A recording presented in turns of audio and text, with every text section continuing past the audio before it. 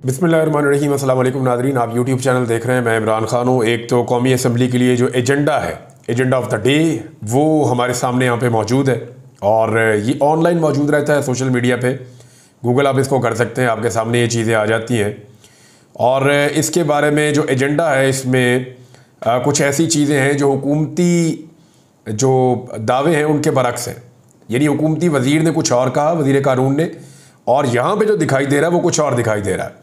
फजलुर रहमान साहब जो हैं वो जरदारी साहब के साथ कुछ और बात कर रहे थे और रिपोर्ट हो रही थी, यहाँ पे कुछ और दिखाई दे रहा है। मैं आपके साथ शेयर करता हूँ, लेकिन पहले मैंने आपसे वादा किया था कि आपको एक स्कैंडल में बताऊँगा और आपको बताऊँगा कि कैसे अगस्त और सितंबर के बिलों में नवाज शरीफ साहब ने जो 45 अरब रुपए देने का वादा किया कि ये बिल वो जमा करवाएंगे, कहाँ दो नंबरी हुई है। एक तो पंजाब की जो इंफॉर्मेशन मिनिस्टर हैं, उन्होंने एक ट्वीट किया और उसमें उन्होंने कहा कि पंजाब के लोगों के लिए खुशखबरी आ गई। वज़ीर आला मरियम नवाज़ ने साबित कर दिया, जहां चाह वहां राह। और फिर अल्हम्दुलिल्लाह लिखा हुआ है और साथ उन्होंने बताया जी कि ये बिल जमा करवा दिया है। अब मामला ये है कि एक बिल उन्होंने शेयर किया, ये गुजरांवाला इलेक्ट्रिसिटी पावर कंपनी का बिल है। जब ऑनलाइन कुछ लोगों ने इसको चेक किया तो वहाँ पे बिल किसी और तरह का है, यहाँ पे किसी और तरह का है। नॉर्मली बिल के ऊपर लिखा होता है से नो टू करप्शन, कि करप्शन से इनकार कीजिए, लेकिन इस बिल के ऊपर जो इन्होंने शो किया वो नहीं लिखा हुआ। इनका बनता भी नहीं है, इनके बिल पे नहीं लिखा हो सकता। इससे तो चिढ़ना चाहिए इनको, से नो टू करप्शन, क्योंकि अभी तक ये करप्शन के पैसों का हिसाब नहीं दे सके। इस बिल के ऊपर एक और जुमला लिखा हुआ है, आपका मौजूदा बिल 10,632 रुपए है, जिसमें से वज़ीर आला पंजाब मरियम नवाज ने 3,080 रुपए अदा कर दिए हैं। अब आपके ज़िम्मे बकिया जो बिल है वो 7,552 रुपए वाजिबुल अदा, इसके अंदर ये लिखा हुआ है। अब ज़रा आप देखें कहानी, इसके अंदर ट्विस्ट कहाँ से आता है। आपको लोगों ने बहुत सारे एंगल बताए होंगे। कई लोगों ने ये भी बताया होगा कि ये बिल जो है वो तो सोशल मीडिया पे जो है वो कैप्को का वैसे ही है। कुछ लोग कह रहे हैं जी तारीखों का हेर फेर है। कुछ लोग कह रहे हैं जी से नो टू करप्शन इसके ऊपर नहीं लिखा हुआ। कुछ लोग कह रहे हैं जी मरियम नवाज ने कहाँ से बिल अदा कर दिया है, उनके या उनके वालिद गिरामी के पैसे तो नहीं है। ये अगर अदा किया भी है, कहीं पे कोई अदायगी हुई है, तो वो तो सरकार की जेब से हुई है, अवाम की अपनी जेब से अवाम का बिल अदा हुआ है, किसी के घर से तो पैसे नहीं गए। एक तो बात ये क्लियर कर लें। तो लोगों ने आपको डिफरेंट चीज़ें इसमें बताई होंगी। एक चीज़ मैं भी आपको बताता हूँ।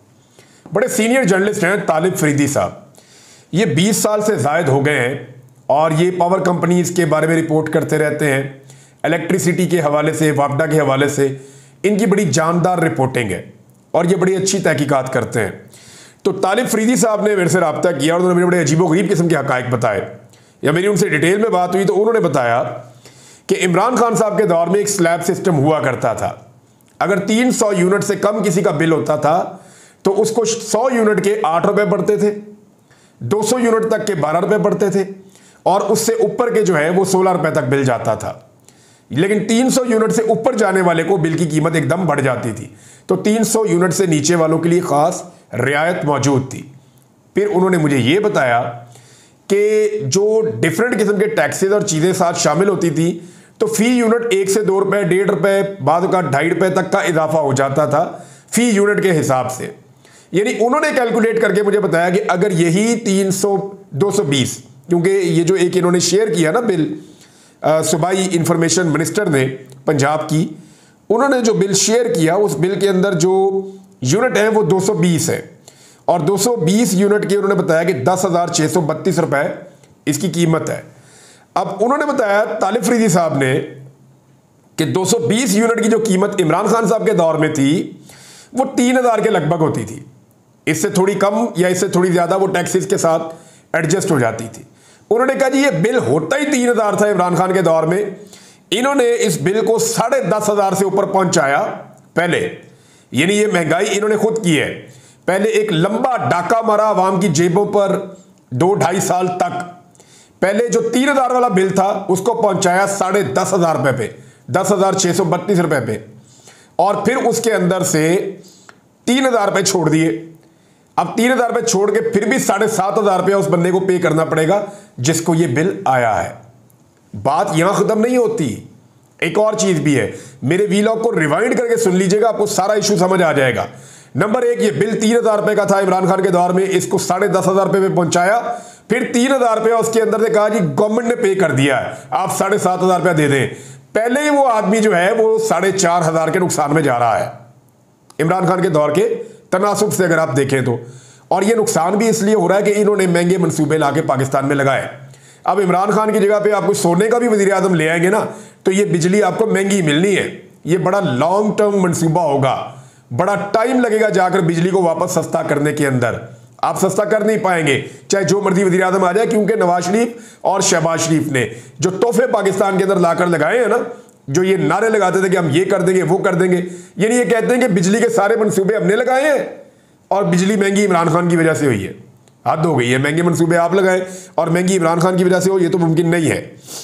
अब आपको एक और चीज मैं बताता हूं कि ये जो 45 अरब रुपया नवाज शरीफ साहब ने दिया, ये कौम को देकर ये क्या एहसान कर रहे हैं। तो ये नवाज शरीफ साहब का अपना नहीं है, हुकूमत पाकिस्तान का पैसा है, अवाम का पैसा है। ये जो 45 अरब रुपया है, इसके पीछे एक कहानी है और कुछ खबरें मैं आपके साथ शेयर कर देता हूं। अप्रैल में, फिर उसके बाद जुलाई में, फिर बीच में जून में ये स्टेटमेंट वजीर दाखिला के और वजीर आजम पाकिस्तान के आते रहे।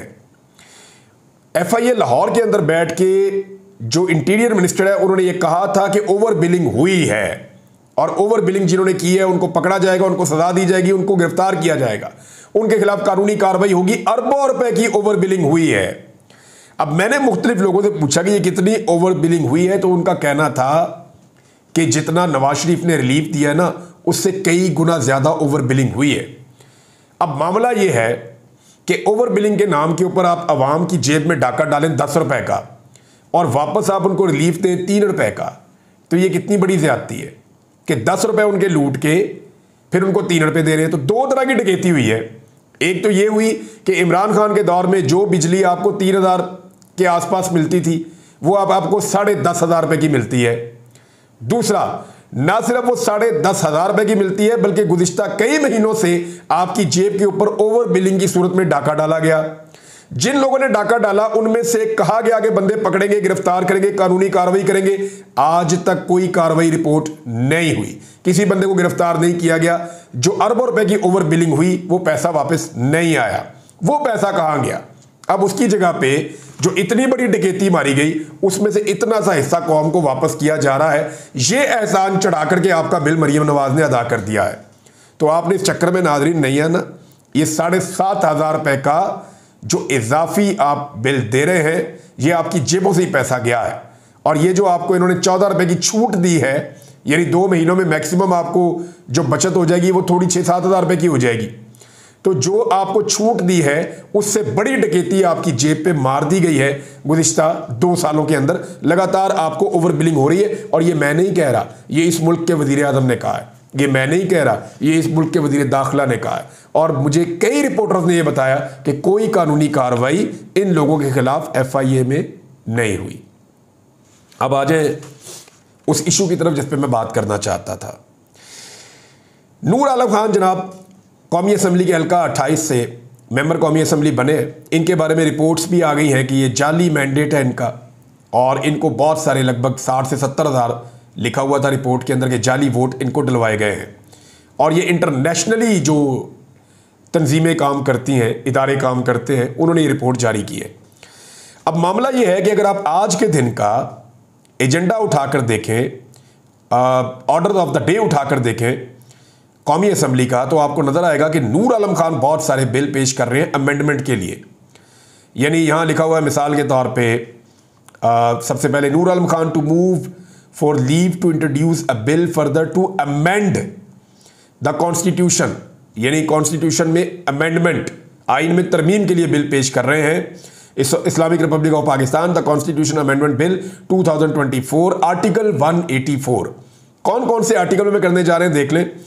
नूर आलम खान जिनका ताल्लुक फजल रहमान साहब की पार्टी से, फजल रहमान साहब जरदारी साहब को कह चुके हैं कि मैं किसी बिल के लिए आपकी हमायत नहीं करूंगा, मैं आईनी तरमीम में आपके साथ नहीं खड़ा हूंगा, हम बहुत दूर निकल आए हैं और मैं आईनी तरमीम नहीं करवाऊंगा। फजल रहमान साहब के 8 MNAs मौजूद हैं, 5 सेनेटर्स हैं उनके पास, और वो अगर मिल जाते हैं जरदारी साहब के साथ तो फिर 2/3 अक्सरियत के बहुत करीब वो लोग पहुंच जाते हैं। तो फजल रहमान साहब से वो इसलिए जाकर मिले थे। अब फजल रहमान साहब की पार्टी के नूर आलम खान साहब क्या कर रहे हैं, आर्टिकल 184, आर्टिकल 51, 59 आर्टिकल 106, आर्टिकल 177, 193, 208, उसके बाद जी दीगर जो आर्टिकल हैं उनसे मुतालिक, तौहीन अदालत के मामलात से मुतालिक, और बहुत सारे आर्टिकल्स और भी लिखे हुए हैं। इनके अंदर सबके अंदर नूर आलम खान साहब पेश कर रहे हैं अमेंडमेंट का बिल, आइन में तरमीम का बिल। अब आप ये देखें कि ये है क्या, ये आर्टिकल्स क्या है। केस को सुनने से मुतालिक जो अदालती इख्तियारात हैं उनसे मुतालिक है, सुप्रीम कोर्ट, हाई कोर्ट के जजेस और चीफ जस्टिस की तैनाती से मुतालिक है, मखसूस नशस्तों के हवाले से है, चाहे वो ख़वातीन की हैं चाहे वो अक़लियतों की हैं। उसके बाद जो अद खुद नोटिस के इख्तियारात हैं उनके आर्टिकल्स में, फिर आइनी तरमीम का बिल कौमी असम्बली में अब ये पेश करेंगे, तौहीन अदालत के इख्तियारात के हवाले से भी बिल पेश होगा। तो ये सारे के सारे वो बिल्स हैं जिनके बारे में डिस्कशन चल रही है गुज़िश्ता चंद दिनों से। तो ये नूर आलम साहब पेश करने जा रहे हैं जो फजल रहमान साहब की पार्टी से ताल्लुक़ रखते हैं।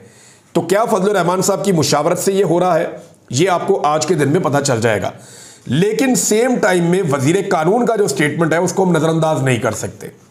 वजीर कानून ने गुज़िश्ता रात एक स्टेटमेंट दिया और उन्होंने ये कहा कि अपने बयान में उन्होंने बड़ा वाज़ेह कर दिया कि अफवाहों का कोई इलाज नहीं है।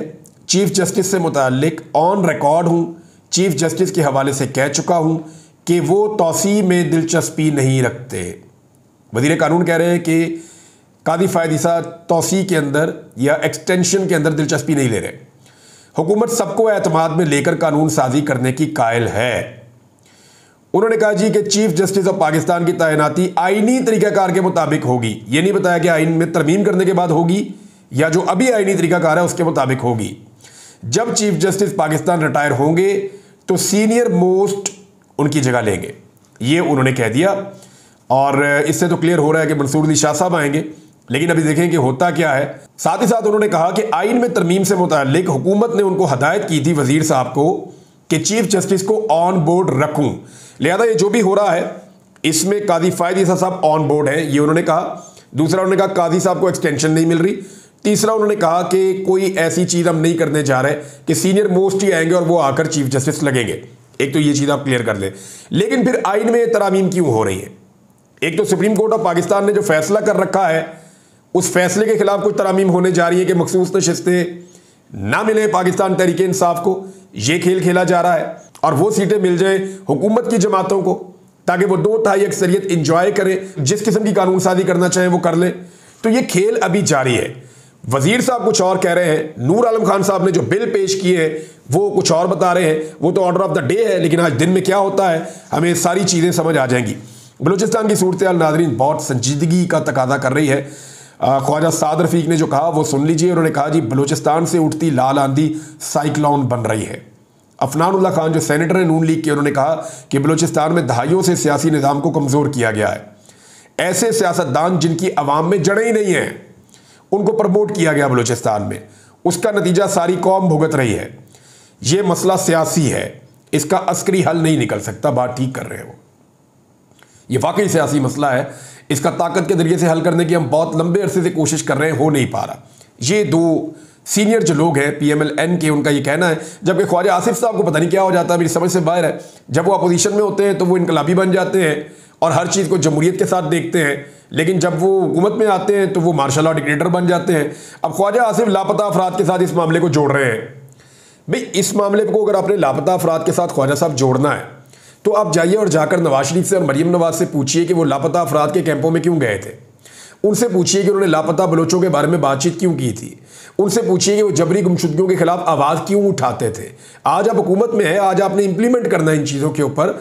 देखिए जो बलूचिस्तान में दहशतगर्दी है उसको कोई भी जी शऊर जो है वो उसकी हमायत नहीं कर सकता, वो पागल ही होगा। दहशतगर्दी को ख़त्म होना चाहिए, कुचलना चाहिए ऐसे अनासर को जो हथियार लेकर आ गए और उन्होंने आम लोगों को कत्ल करना शुरू कर दिया। इसकी कोई गुंजाइश नहीं होनी चाहिए। लेकिन सेम टाइम में जो बलूचिस्तान के दरीना मसाइल हैं, पुराने मसाइल हैं, वो भी हल होने चाहिए। अब इसमें जो एक बड़ा ज़बरदस्त स्टेटमेंट है वो सरफराज बुगटी साहब का है। वो जिस तरह इक़्तिदार में है, जो कुछ उन्होंने किया, मैं बहुत सारी चीज़ों का नाक़िद हूँ, लेकिन एक बात उन्होंने ठीक की। उन्होंने कहा कोई ये ना समझे कि बलोचों ने पंजाबियों को मारा है, ये दहशतगर्दों ने पाकिस्तानियों को मारा है। बात तो उनकी ठीक है, दिल को लगती है, और इस वक्त यही बात करनी चाहिए। ख्वाजा आसिफ ने भी और दीगर कुछ और लोगों ने, नदीम अफजल चंद ने भी ये पंजाबी बलोच मसला बनाने की कोशिश की, लेकिन हम इन चीज़ों का जो है वो बोझ नहीं उठा सकते। मज़ीद नफरत के हम मुतहम्मिल नहीं हो सकते, तो इन वज़रा को होश के नाखून लेने चाहिए। दूसरा जो है वो आदम सवाती साहब ने कादी फ़ायद साहब के बारे में कहा कि जी आप खबरदार रहें और अपना किबला दुरुस्त करें, वरना लोग आपको बहुत बुरे अल्फाज में याद करेंगे। और साथ ही साथ जो है उमर अयूब खान साहब ने दोबारा ये मुतालबा किया है कि अगले चीफ जस्टिस का नोटिफिकेशन जारी किया जाए। काजी साहब का नोटिफिकेशन 3-4 महीने पहले कर दिया गया था, लिहाजा अब जो है अगले चीफ जस्टिस का नोटिफिकेशन ना करके एक कन्फ्यूजन हुकूमत क्रिएट कर रही है, नोटिफिकेशन जारी किया जाए। साथ ही साथ जो है वो ये भी मुतालबा किया उमर अयूब खान साहब ने कि पार्लियामेंट के अंदर बहस करवाई जाए, जो बलूचिस्तान की सूरत हाल है, जो दहशतगर्दी की सूरत हाल है। देखिए पार्लियामेंट में जो बातचीत हो रही थी उसमें कुछ लोग कह के भी लगा रहे थे, बड़ा अनफॉर्चुनेट है, बदकिस्मती है पाकिस्तान की कि एक ऐसे वक्त में जब 72 लोग अगले चंद दिनों के अंदर जो है वो बलूचिस्तान में शहीद हो जाते हैं, मारे जाते हैं, और उसके बाद जो है वो कच्चे के अंदर जिस तरह डाकू अटैक करते हैं पुलिस के ऊपर, इस सारे सिनेरियो में अगर कौमी असम्बली में कह के लग रहे होंगे तो लोग ये समझेंगे और ये समझने में हक बजानिब होंगे कि संजीदगी हमारे मामलात को लेकर या हमारी जानों को लेकर कितनी है। तो इसके ऊपर एक वॉकआउट भी किया पाकिस्तान तहरीक इंसाफ ने। हुकूमत ने इसके ऊपर अभी एक काबीना की मीटिंग बुलाई है जिस पे शहबाज शरीफ साहब बातचीत करेंगे आज के दिन में। लेकिन दो चीज़ें मैं आपके साथ और शेयर कर दूं। एक तो अली अमीन गंडापुर साहब ने क्लियर कर दिया, वो जो स्टोरी मैंने आपको दी थी वो ठीक साबित हुई। उन्होंने कहा कि एस्टेब्लिशमेंट ने मेरे से रब्ता किया था। दूसरा उन्होंने कहा कि बड़े पैमाने पर रब्ता किया था। तीसरा इमरान खान साहब से एस्टेब्लिशमेंट ने बराह रास्त रब्ता नहीं किया। चौथा उन्होंने कहा जी कि मैंने उनकी सारी ऑप्शंस को रद्द करके आदम सवाती साहब को भेजा था। आदम सवाती साहब ने इमरान खान साहब के सामने सारा सिनेरियो रखा, उस सिनेरियो के मुताबिक इमरान खान साहब ने फैसला किया कि ठीक है आज ये आखिरी मरतबा जलसा कैंसिल कर देते हैं। तो ये है वो सारी सिचुएशन जो एक्चुअली हुई थी उस दिन। जलसा इसलिए कैंसिल हुआ था। अलीमा खान साहबा ने एक बात की है कि इमरान खान ने अब कह दिया है कि पत्थर पे लकीर है, लोहे पे लकीर, बिल्कुल वो लफ्ज़ इस्तेमाल किया कि अब जलसा हर सूरत में होगा, किसी सूरत 8 सितंबर का जलसा कैंसिल नहीं होगा, हमारे पास NOC मौजूद है। साथ ही साथ ये दावा किया जा रहा है कि लाखों लोग इस्लामाबाद में पहुंचेंगे और इस्लामाबाद रावलपिंडी के लोग अलग से निकलेंगे और ये तारीख का बहुत बड़ा जलसा होने जा रहा है। और एक चीज़ और जो अलीमा खान साहबा ने कही, उन्होंने कहा रस्ते में अगर कोई रॉकेट लॉन्चर का भी बताएगा ना कि वो भी है तो फिर भी नहीं रुकना, हर हाल में जलसा होना चाहिए। ये जी इमरान खान साहब का स्टेटमेंट है। मुश्तरका इजलास जो हो रहा था कौमी असम्बली का, जिसके बारे में बहुत सारे लोग कह रहे थे जी यहाँ पे कोई कानून साजी हो जाएगी, ये हो जाएगा, वो हो जाएगा। मैंने आपको पहले बताया था कि कानून साजी दोनों हाउसेज में अलग अलग होती है। ये मुमकिन नहीं है कि मुश्तरका इजलास एक बुला के और कानून साजी कर दे, वो नहीं होता। दोनों हाउसेज में अलग अलग 2/3 अक्सरियत चाहिए होती है। फजलुर रहमान साहब की तरफ देख रहे हैं सारे लोग कि वो क्या करते हैं। बहरहाल जो मुश्तरका इजलास है पार्लियामान का, फिलहाल उसे मुलतवी कर दिया गया है। देखते हैं कि अगले हफ्ते का कहा जा रहा है कि शायद किया जाए, लेकिन आज के दिन में बहुत सारी चीज़ें क्लियर हो जाएंगी कि फजलुर रहमान साहब और उनकी पार्टी क्या करने जा रहे हैं, क्योंकि हुकूमत कहती कुछ है करती कुछ है। अब तक के लिए इतनी, अपना ख्याल रखिएगा, अपने चैनल का भी। अल्लाह हाफ़िज़।